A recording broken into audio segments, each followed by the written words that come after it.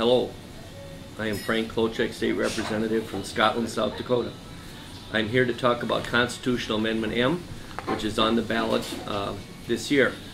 The proponents of Constitutional Amendment M feel that this updates the Constitution of the state of South Dakota to allow three things.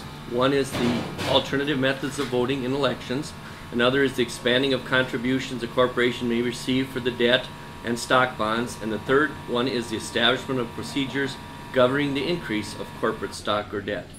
The proponents feel that this provides a strengthening of our legislative oversight and protection for shareholders. It does three specific things. It allows the shareholders to determine the manner in which directors are elected. It permits business corporations to recognize the value of innovative ideas to buy those shares. And third, it requires a mandated 60-day notice repeal for current shareholders prior to borrowing money for business opportunities. And it would be replaced with laws passed by the legislature. I am opposed to this for two reasons. First, I think it's fine that the shareholders are allowed to determine the manner in which the directors are elected. I have no problem with that. But the other two I'm very concerned about. To allow business corporations to buy innovative ideas is really questionable in my opinion, because blue sky comes into effect. Where do you determine if it's an innovative idea or if it's blue sky? And I do think there needs to be some safeguards there. The other one is the 60-day notice repeal. I'm very concerned about that as well. To go to 0 days to make multi-million-dollar decision that the board of directors can do, the 0 days is not feasible in my opinion. Maybe 60 days is too long a time, but I would think we could maybe adjust it next year or at a time down the road, do some serious discussion about those number of days.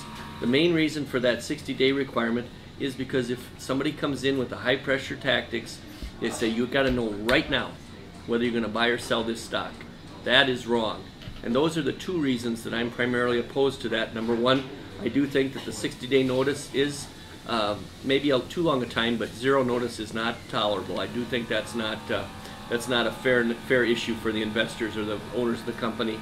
And the second is the blue sky theory. There's too much chance for blue sky being sold to these corporations for investment without the innovative idea concept. And there are ways to do it without changing the Constitution. So again, I think we can maybe model it in next year, come back and work at it if it is defeated by it. Of course, I would encourage a no vote, but it's not a real, what they call it, a real pressing issue in that respect. 35 other states have done it, but of course one of those was our friends out west, and we know what kind of trouble they got in years ago when they invested in some stock for their public employees. I believe that was California. And so, you know, there's some examples there where this has happened. So anyway, I would encourage a vote on no on M, but vote your conscience. I never try to tell anybody how to vote, but I'm just giving you the pros and cons on Constitutional Amendment M.